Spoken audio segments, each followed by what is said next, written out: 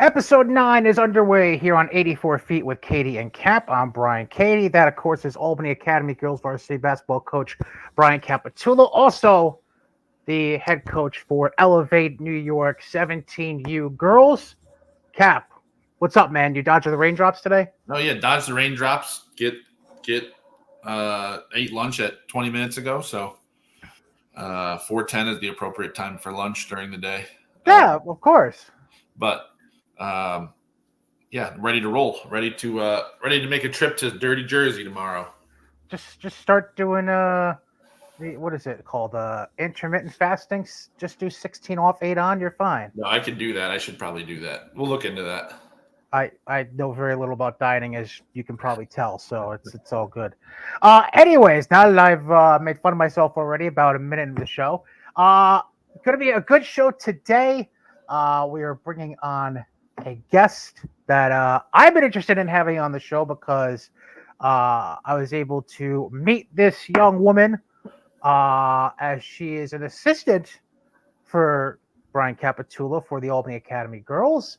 And she's got her own gym. She's got trainings and camps and this and that and the other thing. She is becoming a hot commodity with Section 2 players, and we're glad to have her on. She is the face of Jaci O Basketball.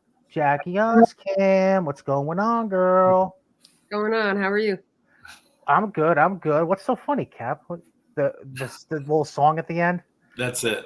Yeah. Okay. All right. So first things first. We'll just start at the beginning. Let's go back to you growing up. Where did the love for basketball start? And when you were growing up, was it just all basketball all the time, or were there other sports you had a keen interest in originally? It was basketball from a pretty early age. I played with my brother and my dad in the driveway, and my family was always like into anything and everything sports. So we tried soccer, we tried, softball. I fell in love with volleyball too throughout high school, so I played a little volleyball. I would play flag football and football with my brother in the backyard. But basketball was always my first love and the thing I would always come back to.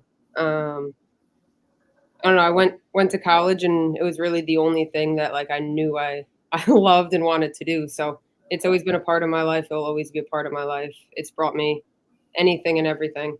Um, Made my friends. It's been everything for me.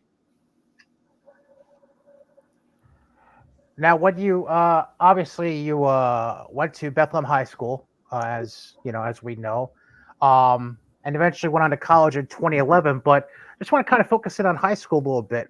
What back in 2009, 2010, what was the AAU scene like at that point, and how much? I mean, it's evolved immensely, I believe, in the last 15 years. How do you view it at this point as to what it was then and what it has become now? I mean, it's much larger now. There's a lot more teams. Back when I was going through, there were like probably like 5 or 6 like main teams in the area. Now everywhere you look, there's a new team, which is in a way great for the youth because everyone can play and there's more kids playing and no one really gets turned away. But at the same time, it's a little less competitive than I think it used to be around the area. Like if you didn't make a team, it was you better get your butt in the gym and like try out again next year. This year, it's kind of like if you don't make a team, like, oh, we'll just make our own. So I think there's pros and cons of it, but it's also like a huge part of recruiting and getting to the next level. So I loved it personally. I know people have mixed feelings on it, but I love AAU. I would do anything to go back and play AAU. It's a great experience for kids. It was a great experience for me. I know it also depends like who your coach is and like your team and where you guys go and all that. But I had a great experience when I was growing up, so I think it's like really important for kids to kind of have that same like opportunity. Now the recruiting process for you, obviously you played Albany Capitals, right? That was your program, and that was the big program then. At that point, there wasn't many two there. I mean, there was City Rocks, I think, were around a little bit, Albany Capitals, but Yep. From like a recruiting standpoint now, because obviously the landscape has changed a lot, but I guess when did you start getting noticed by college coaches, or when did you start kind of that process of potentially thinking you could play in college? So I actually started mine pretty early. So I was getting like a little bit of interest my freshman year. Um, and I started going to like some prospect clinics and prospect camps. And then my sophomore year, like it really took off. And then I started doing visits my sophomore summer and ended up committing to Quinnipiac November of my junior year. So everything, I feel like I did it really early compared to everyone now who is kind of going through the process a little bit later and taking their time. But I went a little bit earlier and was kind of proactive with it. I kind of knew what I wanted. As for like a school, and when I was on campus, I felt like anywhere else I went, I was always comparing it to Quinnipiac. So at that point, I was like, I'm not like I feel like I'm home. I found my fit. So I made my decision early, and took away some of my stress a little bit my junior and senior year. Yeah, I mean, just to kind of follow up on that, you made your decision early during your junior year.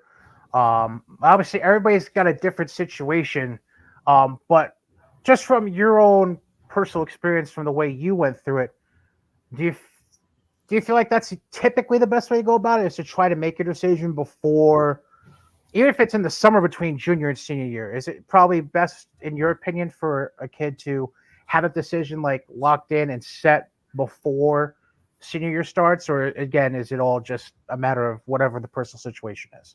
I think it depends their situation too, and like what looks they have and what offers they have, or what schools are interested in them and what they want to do, and like it kind of depends. Like I went into my process like super like undecided with academics. Like I had no idea what I wanted.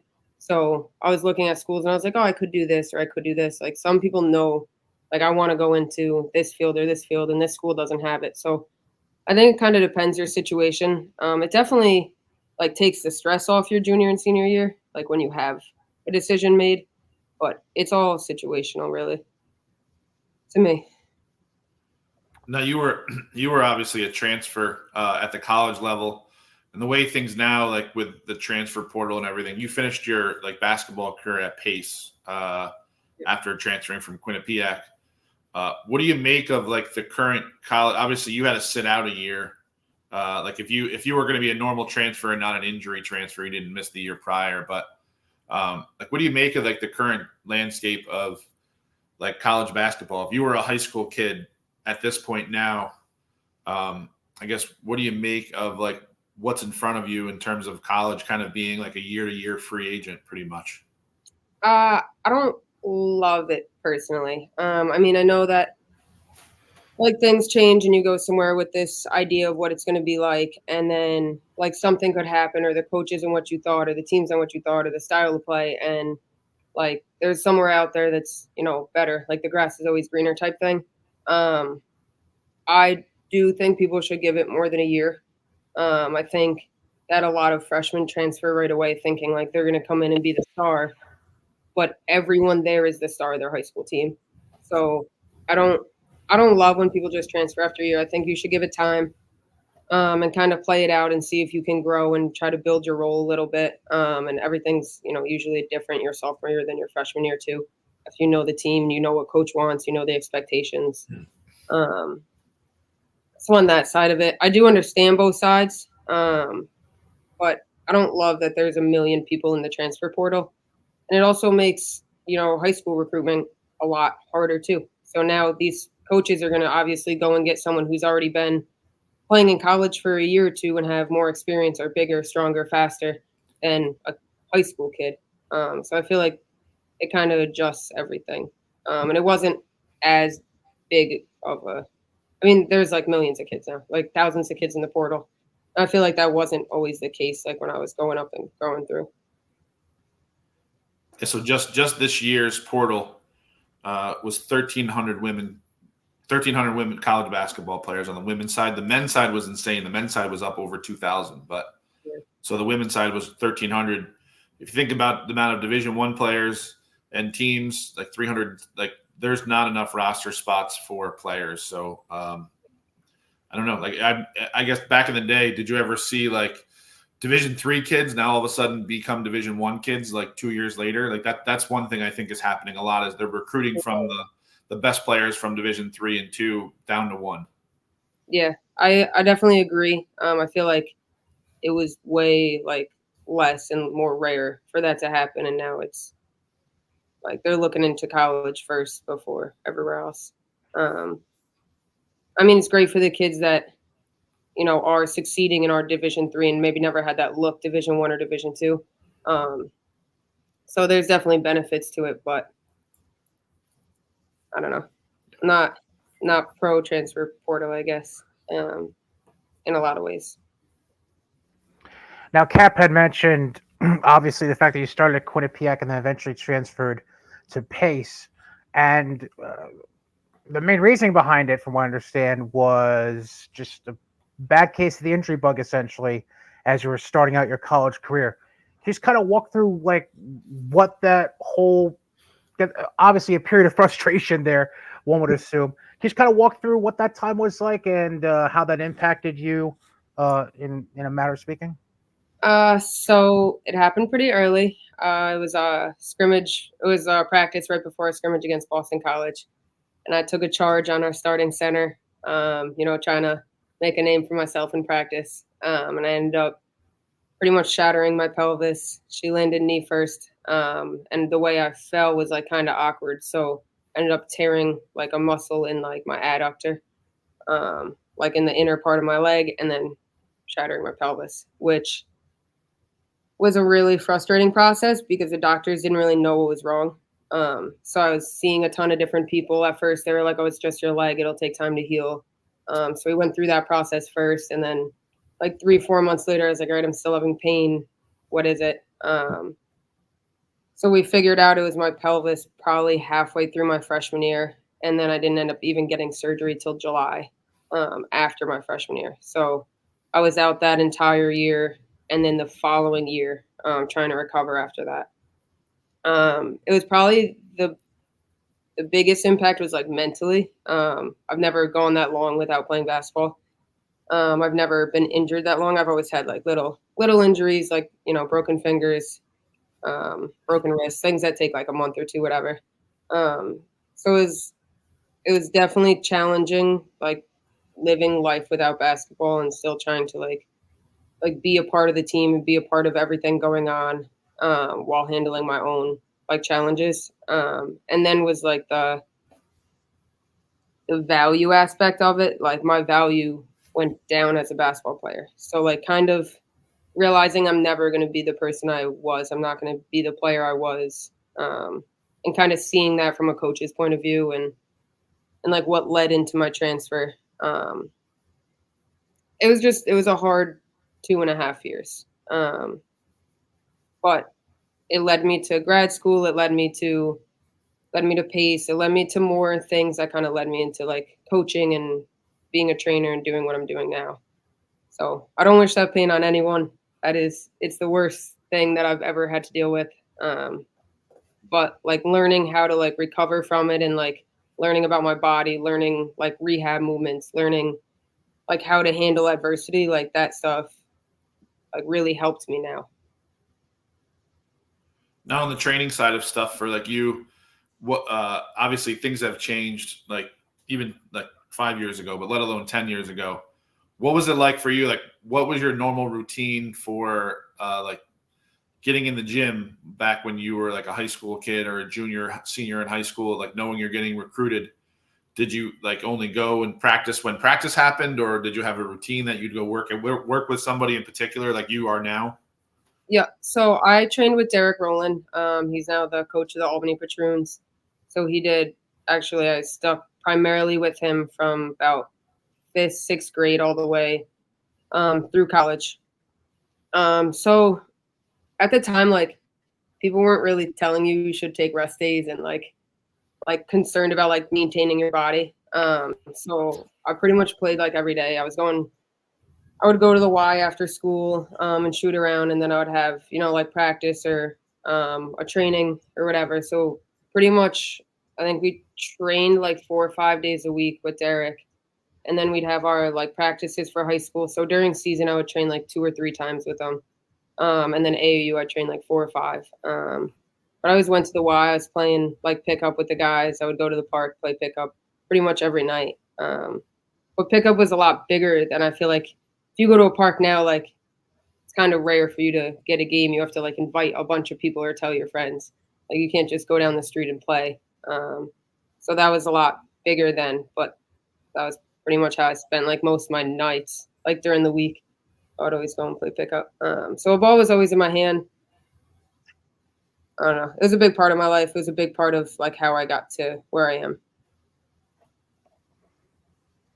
Now, the first hint of coaching, and I know you did some stuff at the YMCA, but your first stint into AAU coaching was partially with my co-host. Well, point that way. My co-host over here. Yep. As well as friend of the show, Antoine Morrison with Albany Lady Stars. Yeah. How that come together, and why do you still put up the guy that's next to me?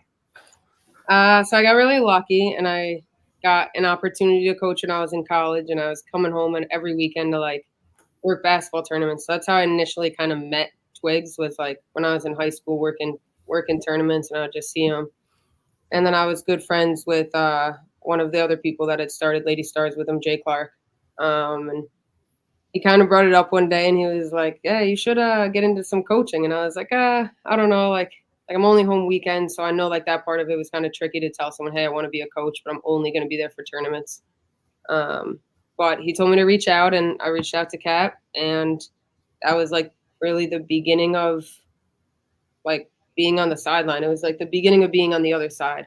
I did a little bit of training and stuff beforehand, but coaching AAU, really learning the basics. Like I didn't really know much about the coaching side. Learning the X's and O's, the bigger picture, how to relate to kids, how to talk to kids. So I pretty much owe a lot of my like beginning of my coaching career to Coach Cat, which definitely led to me wanting to get back on the sideline with him at Academy. So I was at Holy Names for 2 years, and it never really left my mind of, like it would be really cool to reunite. Like he's my friend, but he's also like a mentor for me. He's always been there. Like he knows his stuff. He's always learning. So I kind of like that. It led me back to being on the sideline with him and continuing our coaching career together. Brian, you could see it. So her first team that she had, which maybe you have pictures or not, because we had some pictures here and there, but again, you brought it up, the one when we had Ellie. You had a picture of Ellie like playing on Lady Stars. Ellie at that point I think was in 5th grade, and just kind of a small little kid that you were like, man, look at this kid. Maybe I heard she's a basketball player. So that's where Jaci started. Like it was kind of more of like, hey, you want to try to help? And she was around. It was a good resource and like could relate to the girls. So, but I think she's been great. Like moving forward, it's just been great. The way she relates to the kids, it's like nothing I could ever do. So, it's been great to have her with us and things like that. So in terms of like you, Jaci, is there anybody that you try to like? Obviously, you watch a lot of film, you do things like that. Anyone that you try to emulate, like in terms of college coaches, anything like that? Anyone that you talk to on like a regular basis to get information from? I wouldn't say like one particular person.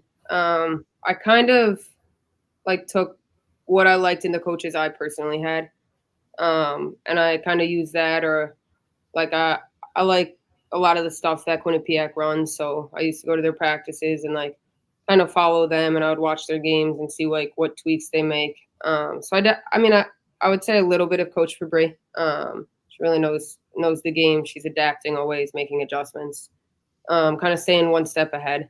So definitely like Coach Fabry from Quinnipiac. But I just kind of like I wouldn't say I emulate myself after anyone really. I just see different things and kind of like pull from different things and like make adjustments and see what I think like would fit our team or fit my program or my training, if that makes sense. Yep.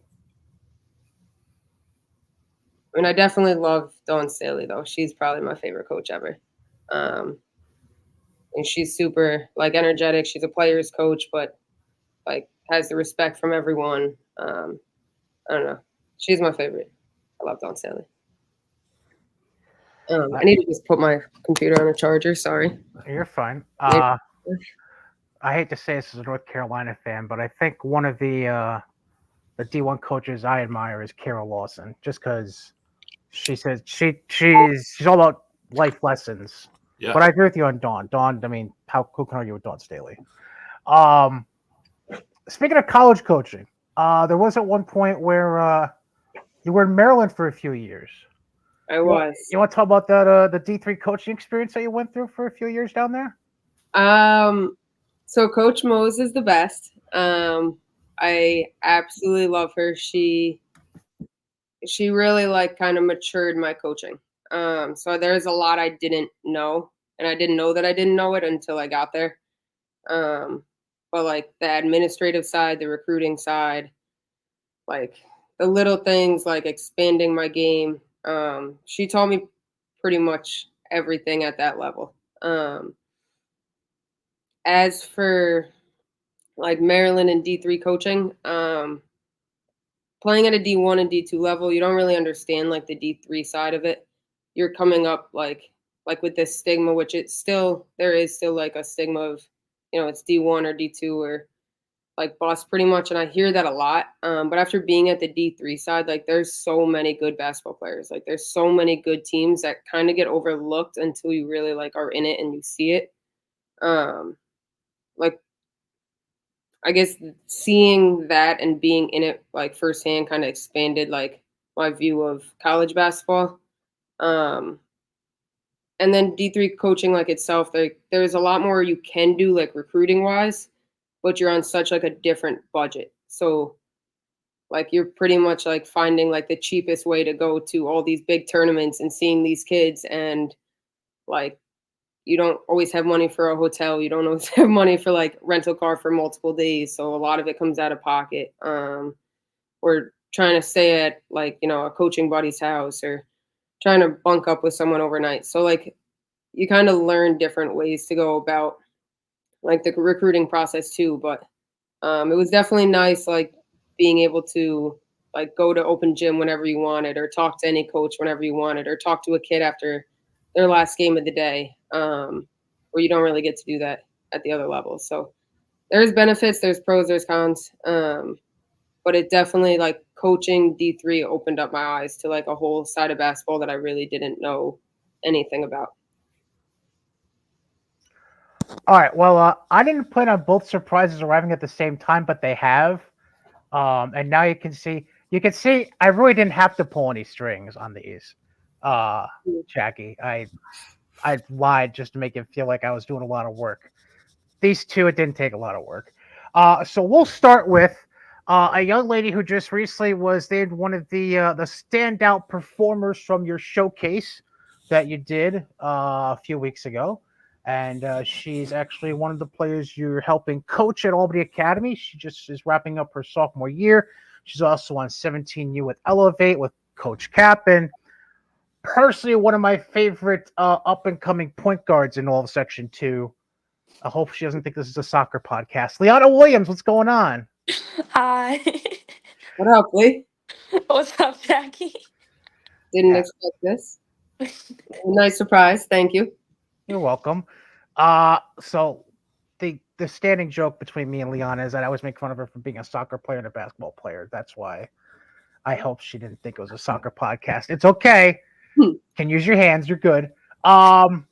First things first, though. The showcase itself that you were just in, that Jaci ran, just all in all, what did you make of it? And how much do you think that helped put your skills out there for everyone to admire?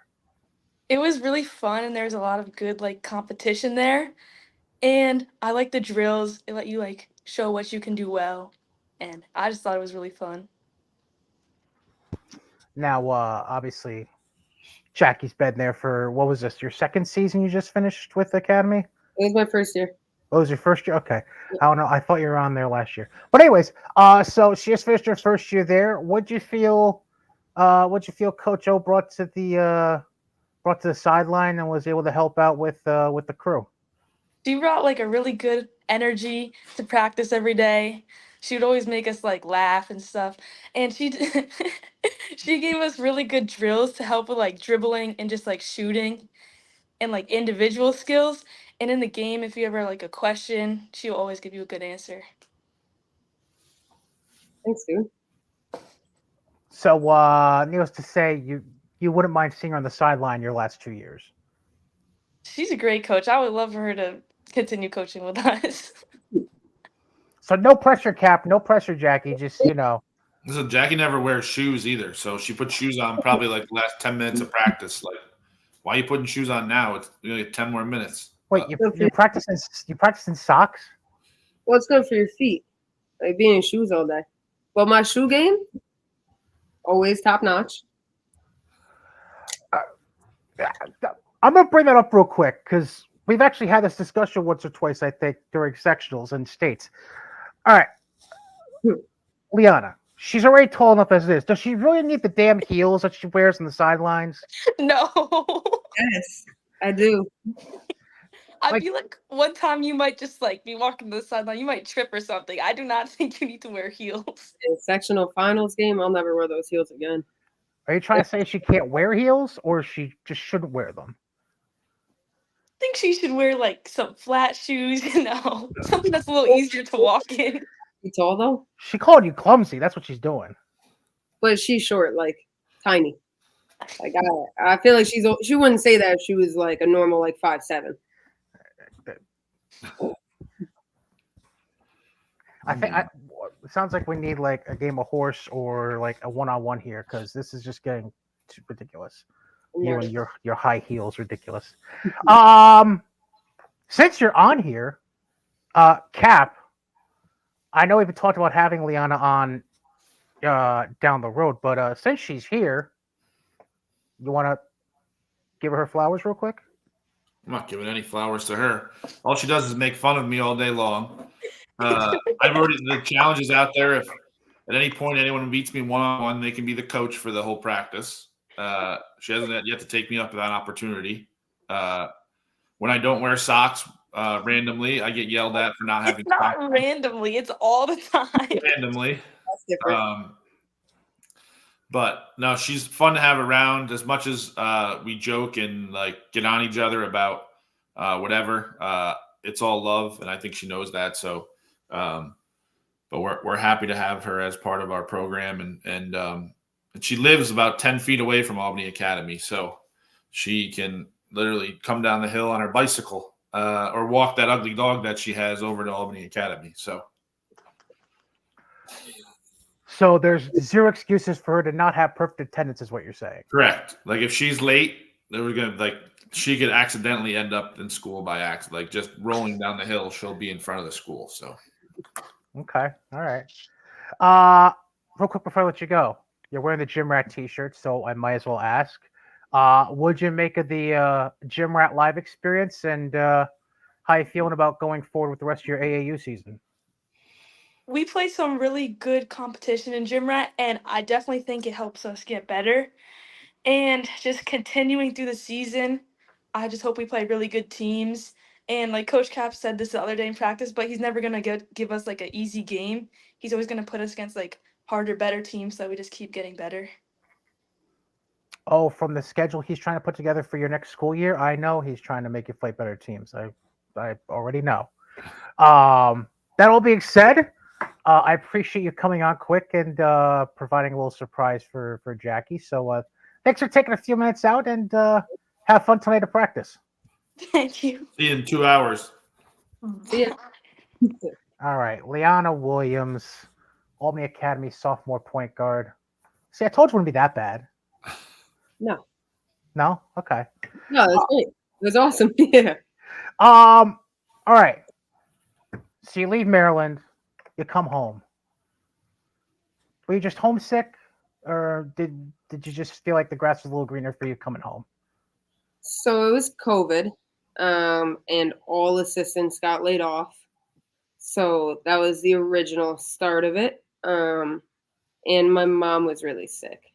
So my mom got diagnosed with cancer, and I was pretty much driving home like every weekend as it was. I was coming home like Friday nights and going back to Maryland Sunday for like the last couple weeks as it was, couple months. Um, there was a lot of things drawing me to home. Um, and it was also the like unknown of what's going to happen with D3, what's going to happen with the school, what's going to happen with my position as it was.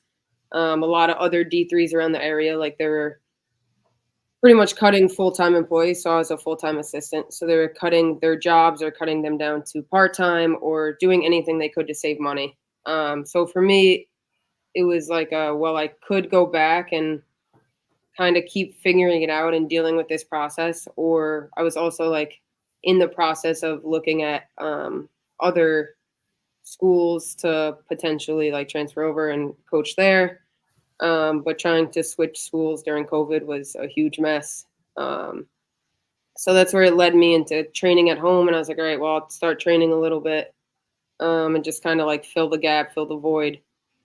And a couple opportunities came up and I had to make a decision. And it wasn't an easy decision, but my brother had a kid and I was kind of like, there was just so many things that were drawing me back home and doing what I knew I loved to do was training, and everyone around me kept saying, "You're a trainer, you're a trainer."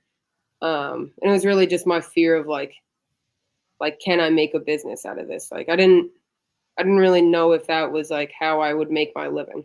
And eventually, I kind of just went for it, and I ended up staying home and I trained for a little while, and then I think about a year later, I started my own business.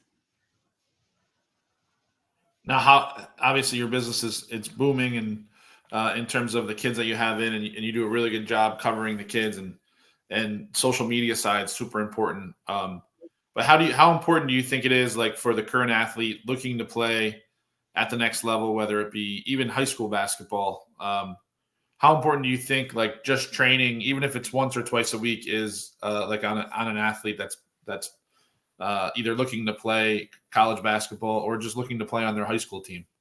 I think training's huge. Like, it's important to play games and to like really like use what you're doing and compete and play against better players and all that. But there's always going to be like a area that you need to work on, or even if there's something that you're good at, you need to stay good at that. So if like you're a shooter, you can't be a shooter for a year and then fall off. Like, you need to be a shooter and consistently be a shooter and be better and be better and better. And then work on, the areas that aren't as good or you're lacking in skill. So I think it's important to grow your game and then to play in those games and play in group environments and play in pickup where you're using what you learn in training and then putting it into like a game scenario before actually playing. And the other thing, the game is always like evolving. So there's more and more like advanced footwork coming out. There's like different rules. The game's physical. It's more athletic. It just keeps like changing. So you need to stay up with what's happening. And you can't do that by just playing around at the park. And I just think there's a lot you can learn in training that you don't always get to spend time on with your like team environment. Now you mentioned how you were being coaxed into starting training kids, but you weren't sure about it being a business for yourself. So, what ultimately led to the decision to make it a business for yourself, and what kind of difficulties did you encounter trying to get it off the ground? So it started with me training in like driveways. So, like, it started with me having the passion for it, but not really the financials for it. Like, I knew I loved training. I knew I wanted to, so I would drive wherever it was. So it was COVID. You had to train outside, all that. Like, there was no like rims at the park, things like that. So it was always like, an obstacle on how am I going to actually turn this into something I can like profit from and live off of. So that was like the first kind of like struggle the first challenge. And then as I started to grow a little bit, it was really getting over like the fear of like, what if I put all my time and my money into this and I don't make it? So kind of like changing the way I think and the mental aspect of it. I have a mentor, Gabe Young, Powerhouse Athletics. So he kind of did something similar like way back when he started Powerhouse. So I was asking him a lot of my questions, and I was just kind of learning like the ins and outs, the little things. And it really just turned into me like finding new avenues, finding new ways to get more and more kids. Started reaching out to more gyms, trying to get in with different people. Once I started getting gyms, like that's when I feel like my business really was able to grow. And then leading up to me getting my own gym was probably like the biggest challenge. It takes a lot. It takes a lot of money to do it and to put into it to get it to where I want it to be. Um, but it's better. It's easier than always waiting on other people and being like, all right, like you can have this gym, but we won't know if you can have it till June 1st and you need it June 2nd. Like things like that, like the stress of waiting on other people and other people's schedules and the school schedules and all that, it just became too much. So eventually I just kind of took a risk and I took a jump and I went for it. I think the biggest struggle now, or not really struggle, but challenge is like staying 3, 4, 5 steps ahead. There's always something that's going to come up. You want to put out a new event. You want to be able to balance the highs and lows. Like during season, obviously my training goes way down. So staying relevant, staying afloat, being able to maintain the gym. I don't know. There's a lot of like behind the scenes stuff that I didn't really know about. So I guess that was one of the biggest challenges for me too, is like turning it into like the administrative side. I didn't have a business background. I had public administration masters, but I'm more of like a hands-on learner. So like book learning didn't really like teach me what I needed to know. Like it was more hands-on, like a trial and error thing, and that's kind of how I learned and how I grew. Like I made mistakes and I'd be like, all right, so that doesn't work. And just kind of figuring it out as I go. So speaking of your growth, I have the other surprise ready to come in. She's been, if I had to guess from when she was on the show before, I want to say she's been a part of your life for about a decade-ish, in that ballpark. I could be wrong. She's proof that she could train on a driveway. You can train in a yard. You can train in the park. I mean, wherever you want to train her, she was willing to train. Yeah. Outgoing Bethlehem senior, going to Dartmouth. Way too smart for my own good. Ellie Serve, what up, girl? Oh God. What's going on? What up, you brains? Oh yeah, what's going on, guys? So What? yeah, I show a couple of those younger pictures thanks to you. You were there in like the birth of. She probably wasn't even thinking about training people before you decided to interfere her practicing and whatever. So talk about then to now, like what's that been like? Yeah, it's crazy. I remember like the first time I ever met Coach Jaci, I literally was just like, hey, can I just hop in like little like third grade Ellie to like a college grad student training during the summer at Elm Ave Town Park. And like from then on, like we started training like whenever she came home from from coaching at Washington College. And then after COVID, it kind of like just went up. And we started training like in my driveway. With like we had at the time it was like kind of more one-on-one because like you can't really have big groups during COVID. And then as things got better with COVID, we were able to go to like Vent Fitness, and eventually it turned into her own business where we trained a lot at like Holy Names, where she was the assistant, and then getting her own gym. Like that was just awesome. Put like the icing on top of the cake. So yeah. It's been a wild couple years. Yes, it's been a roller coaster. Did anyone call the police when you guys were training in the driveway? I know like people were taking down rims in the park and things like that. Did anyone call like, oh my God, people are shooting the basketball at Town Park? Did you ever get anybody called on you? We didn't. Ellie's neighbors weren't super happy about 6 a.m. workouts in the driveway. They weren't thrilled. Yeah. Okay. They're like my neighbors are like the average age of living in my neighborhood is a little bit higher than normal neighborhoods. And like they didn't like when I was up there at 6 a.m. They also didn't like when I would like play one-on-one with my brother past like 9. Like past 9, like they would like come out and like yell at us. Man, once that sun hits the horizon going down, you're screwed. You're just screwed. There's no other way around it. Literally. One thing I did want to focus on is, and this is something we covered a bit when you were on before, Ellie. The injury you suffered last summer, your recovery from it, still getting back to 100% and getting yourself back in the basketball shape. But this woman other way down here. She, she's got a little injury history herself. She knows a thing or two about trying to fight back. What has she been able to instill in you as far as like, just staying the course and getting yourself back to 100% so that you can show the Ivy League a thing or two about how to play basketball? Yeah, I mean, me personally, like I'm just like a go go go go go go. Like I don't really like to stop and like. No, not at all. No.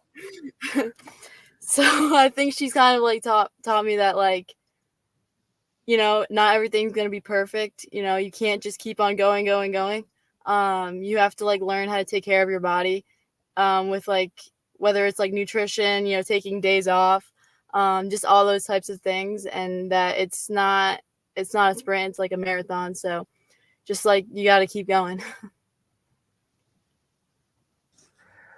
All right. Well, to help bring everything to full circle, thanks to Ellie, I have a few pictures to show.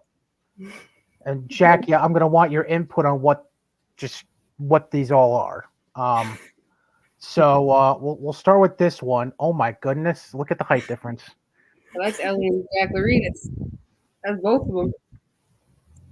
That was us training at the park, and my shoe game was not up to par, and Ellie had the most swag out of everyone. The pink basketball was probably the best. Pink was my color. It was. You had more swag then than I think you do. But whoa. Workouts. We used to work out at the park pretty much like every day, every other day. And that's before I had a gym, and we just kind of worked out wherever we could. We used to run hills, or we had grass, then we did ball handling on the grass. We did footwork on the grass. It was wherever we could get a workout. The heat wasn't ever something we were afraid of. It was just you played in whatever weather. We kind of just made it work. I don't know. That was the beginning. Ellie was probably in 5th grade there. 5th, 6th. Well, speaking of these a gym, workouts taught me how to not, give attitude because those are more like track workouts. Yeah, a lot of maturing. Yep. And then here it looks like Ellie's putting in a little work. This must have been 2021, I'm guessing. That was that was around then. Because that was when I trained at Grind Time. I remember that day we were working on coming off screens. Yeah. Ellie, you remember that one? I do. That was a good workout. She doesn't remember. It's okay. No, I do remember because I remember it was there's a video guy there. Yeah, they got Nolan. Oh yeah. It was Nolan. I remember. Well, here's the ultimate I remember question. I gave you the work on that screen. Okay. Oh boy. Here's here's the real question though. You've gone from training her to now you're letting her help you run certain clinics and stuff. Have you gone mad? Like, what are you doing? Yeah, Coach E here. She calls herself E-Brains. It's a self-proclaimed name. Do not. We do not. We don't call her that.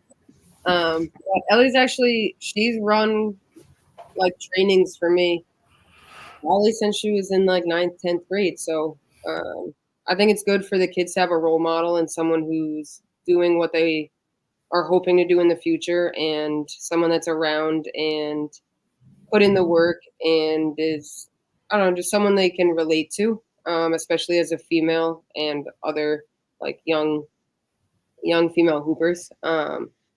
So she's always had a way with kids. She's still, like a kid at heart. And she knows the game. And what's crazy is that she's actually really patient with them. And she takes what I've taught her and other coaches have taught her, and she puts it into like her own spin, and she coaches them. So I think for one, it's really important for them to learn from her, but it's also, it's like a blessing for me to be able to have someone I taught and coach now coach my kids and just kind of pass the torch. All right. Before I let you go, give a quick summation of what Jackie's meant to you, Ellie. Oh man, I don't like doing this. No, I mean, I feel like she's been like a big sister since I was like, what, 3rd grade. I think she's been there for, through all the highs and lows. And, there's been a bunch of both. Even when I was, at my lowest, like right when I got injured, like she was the first person I told, when I committed to Dartmouth, she was also like one of the first people I told.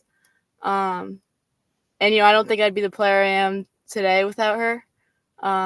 Without her, like, teaching me, like, obviously the basketball, but also, like, the life lessons, too.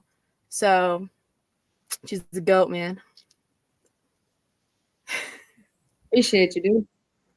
Of course. Love Appreciate you. All right. Enough of the emotional stuff. All right. Ellie Surf, outgoing senior from Bethlehem, go to Dartmouth, going to major in something I would have no idea what to do with. Yeah. Thanks for coming on. Thanks for being a little surprise for Jackie. Of course. Thanks for having me. Appreciate it. Of course. All right. Have a good one, girl. You too. Bye. See ya. See you later. Bye. All right. Good surprises. Yeah. You think I'd disappoint? Come on. No. Lived up to it. Perfect. All right. We're going to wrap this up with a couple more things, and then we'll get out of here. Number one, what's next for the business? Where do you see yourself in the business in 3 to 5 years? I mean, eventually there's going to be another gym. So that's, it's a thought. It's in the works. It's not yet, but there's going to be a training facility, and then there will be, a bigger gym. Not saying it's going to be like Impact yet. But I think, my main, like one of my goals down the line will definitely be to have a bigger like facility that has, multiple courts in it, has a spot to lift, a couple like a juice shop or a couple different like options, smoothie shop, protein shop, gear, things like that. That's more down the road. Next couple years, maybe a new gym. There's definitely some things in the work. There's some things that I don't really want to like throw out there yet, but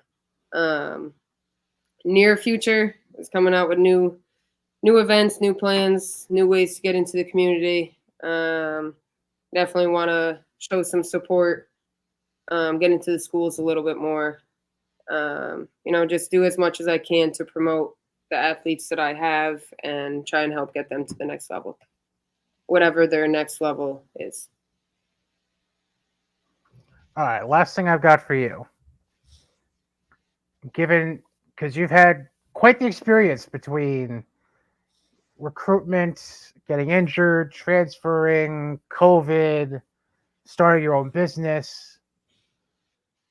All the girls and young women that are going to be checking out this podcast, what advice would you give them if they are looking to become entrepreneurs themselves? Because obviously you've bet on yourself, and you've done a pretty darn good job of that, of getting your little ROI on that investment. So, what advice would you give anybody looking into betting on themselves like you did?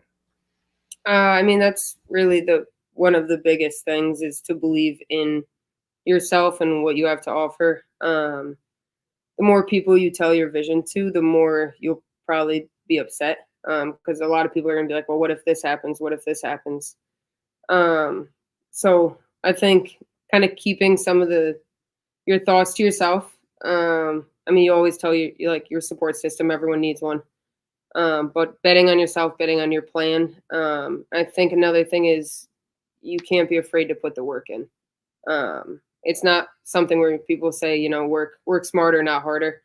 Like if you want to make it, you gotta do both. There's never going to be like the perfect environment, the perfect circumstance. It's never going to be like, oh, this is the right time now to take a jump. Like you gotta kind of go for it. Put all your eggs in one basket and like take the leap.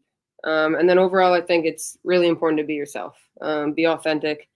Don't change. Don't try to be what other people are, what other people want you to be. Especially when you're dealing with kids. Kids are going to see through that. So kids will call you out. You know, they're ruthless. So be yourself. Be authentic. Stay true to your vision. Stay true to your dream, and put the work in. Be ready. Be ready for what's next. All right, Cap. You provide the summation. You give her flowers, make fun of her, talk smack, do whatever you want to do. Flowers. She's been great to be a part of my life for so long already. Like I think we've connected. Like I think I'm never even really sure how old she is ever.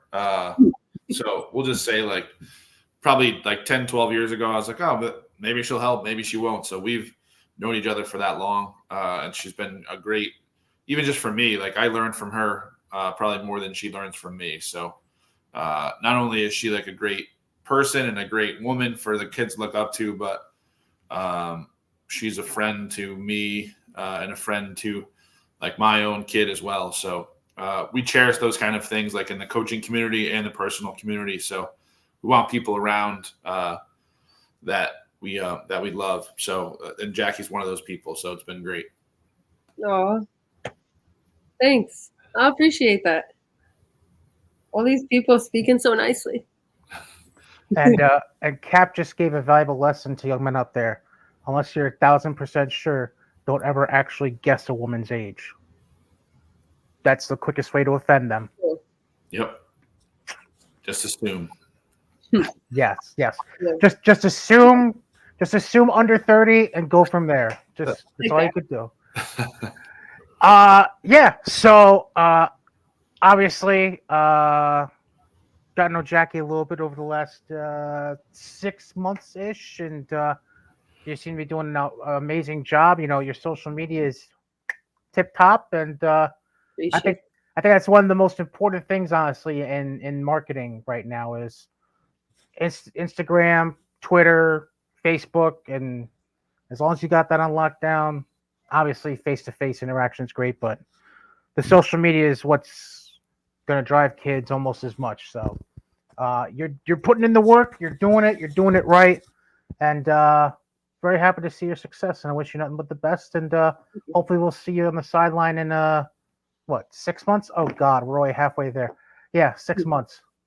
Well, thanks for having me on. I appreciate you guys, and able to expand my business and advertise it and promote it and talk about it with you guys. But definitely interested and we're definitely excited to get to know you more and get back next season with Coach Cat.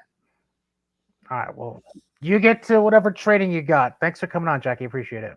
For sure. Thank you guys. All right. That was Jaci Oskam, Jaci O Basketball.com. I'll leave the link in the YouTube description so it's nice and easy for you to get in on that.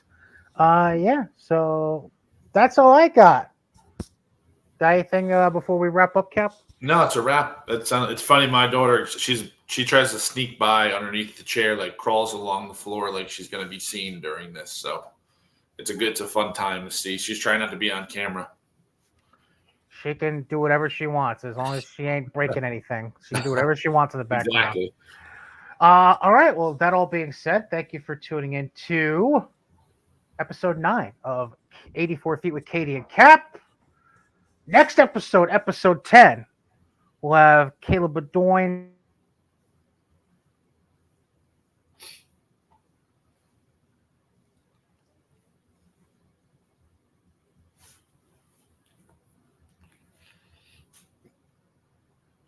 Well, he froze. So next episode, he was going to say Michaela McCann and Caleb Bedoin are going to join us for episode 10 to go over some of the stuff with epilepsy and just how they deal with that day to day and how basketball is day to day as well. So hopefully we can get Brian back on here in a second. Let him know he's froze. But hope you guys are enjoying this whole podcast. Yeah. You there? Yeah, I'm here. I'm here. All right, good. Was that me? Yeah, you're froze.